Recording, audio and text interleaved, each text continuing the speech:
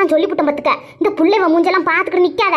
நீ இங்கே பஞ்சாயத்துக்குன்னு வந்தாச்சு, அதனால தான் பிள்ளைகளை கொண்டு போய் பெரியம்மா வீட்டில் விட்டுட்டு வந்திருக்கிறேன் பார்த்துக்க. அவங்க அன்னிக்காரங்க எல்லாம் நல்ல பொம்பளைவளாக இருக்குது, எல்லாம் நம்ம சொந்த கரத்தில் எடுத்துறதுல எல்லாம் நல்ல பொம்பளைவளாக இருக்குது, நல்லா பார்த்துக்கிட்டு இருக்குது பார்த்துக்க. நீ தேவலாம உன் பொண்டாட்டி மூஞ்ச பார்த்து இறங்கி அவளை வீட்டுக்கு கூட்டிட்டு வரணும்னு நினச்சிவிட்ட. இதோட நீ எனக்கு தேவையே இல்லைன்னு கையெழுத்து போட்டு கொடுத்துரு.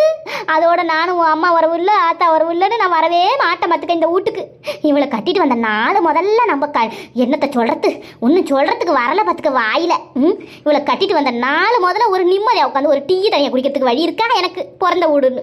ஒன்று கிடையாது ஒன்று. இவ என்ன நான் வேலை பேசிக்கிட்டு இருந்தா தெரியுமா, எல்லாம் என் 2 கண்ணாலே பார்த்துக்கிட்டு இருந்தேனே. அம்மாவை அப்படிப்பட்ட வார்த்தைலாம் பேசிக்கிட்டு இருக்கிறா.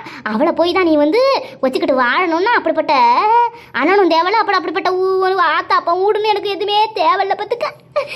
எங்கள் அம்மாவை போட்டு என் கண்ணு முன்னாடி அம்மா கறி கேட்குறேன். சரி நான் தான் கேட்க உன்னையே, இந்த பெரியம்மா குத்துக்கள்